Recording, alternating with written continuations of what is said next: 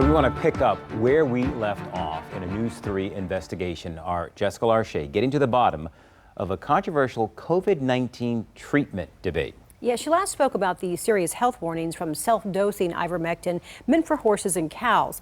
Let's get into part 2 of this investigation.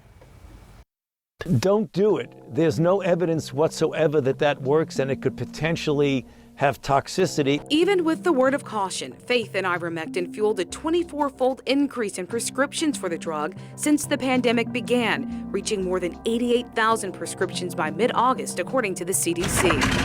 And others are taking matters into their own hands, easily getting ivermectin meant for large animals over the counter or online and self-dosing.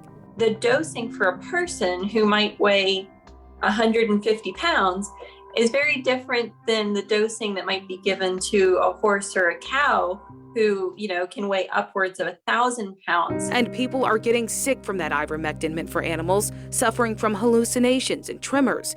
Poison control centers across the country are reporting a 3-fold increase in calls about ivermectin. So, Your Honor, we are asking... The COVID care fight is making its way to courtrooms across the country. The wife of a hospitalized and intubated COVID patient in Ohio sued the hospital because they would not treat him with ivermectin. The judge ruled in the wife's favor, but days later reversed that decision. News 3 Investigates tracked down the ivermectin policies at our local hospitals and urgent care centers. Riverside Regional does allow their doctors to treat COVID patients with ivermectin. So does Patient First. Bon Secours only pointed us to FDA and NIH guidance not to prescribe it. Chesapeake Regional declined to comment. It's a no-go at Velocity Urgent Care. CHKD says we do not recommend it and do not prescribe it. And Centera Norfolk General, where Dr. Merrick treats critical patients, they don't allow him or any doctors in their Centera network to treat COVID patients with ivermectin. Now, we reached out to Dr. Merrick about this several times, but we never heard anything back.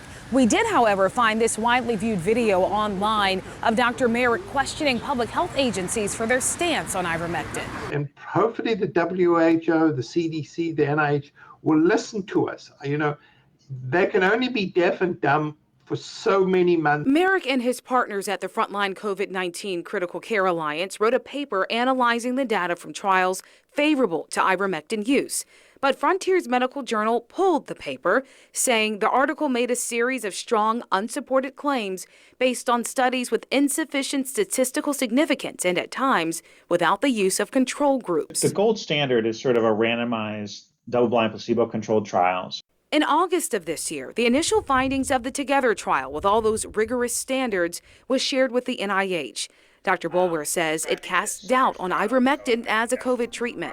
Over 700 people where it didn't have any benefit over placebo kind of puts a little bit of a question mark in my mind. Boulware is advising another randomized, double-blind, placebo-controlled trial underway right now. He hopes the data will add evidence to the ivermectin debate. If ivermectin is highly effective, then everyone should be using it. And at the same time, if it's really proven not to be effective or not have any benefit, then people should not be using it and they should really move on to something else.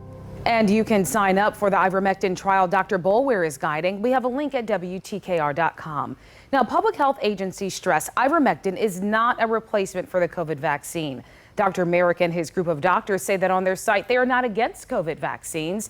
And Merrick revealed this summer he is vaccinated too.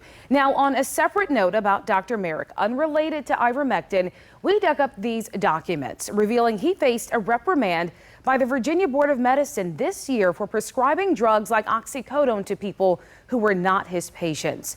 The board ordered him to complete continuing education on prescribing controlled substances. Merrick complied with the order and the board closed that case. Jessica Larche, News 3.